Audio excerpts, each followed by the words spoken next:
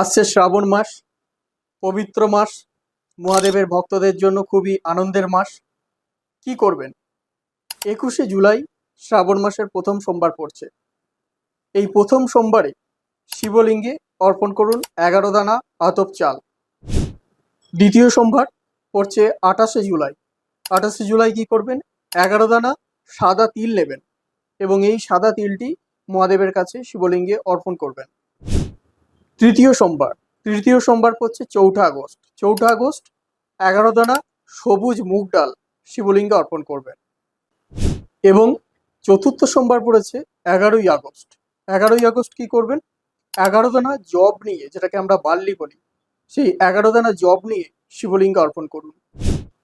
এছাড়াও যে মাসে 5টা সোমবার পড়ে, যে শ্রাবণ মাসে 5টা সোমবার পড়ে, তো তখন 11 গ্রাম বলা হয় ছাতু অর্পণ করতে শিবলিঙ্গে। কিন্তু এবছরে যেহেতু 4টে সোমবার পড়ছে, তাই শেষ দিনে আপনি জব অর্পণ করার পর 11 গ্রাম ছাতুও শিবলিঙ্গে কিন্তু অর্পণ করবেন। এবং যখন অর্পণ করবেন প্রত্যেকবার 11 দানা একটা একটা করে অর্পণ করবেন, প্রত্যেকবার নমঃ শিবায় জপ করবেন এবং শেষে আপনার মনস্কামনা জানিয়ে বাড়ি ফিরে আসবেন। আপনার সেই মনস্কামনা খুব শীঘ্রই পূরণ হয়ে যাবে। আমি বলছি, বিশ্বাস এবং ভক্তি রেখে করুন, আপনার মনস্কামনা পূরণ হয়ে যাবে। ভিডিওটি ভালো লাগলে অবশ্যই একটি লাইক করবেন। এরকমই ভিডিও পেতে অবশ্যই ফলো করে কমেন্টে লিখুন হর হর মহাদেব।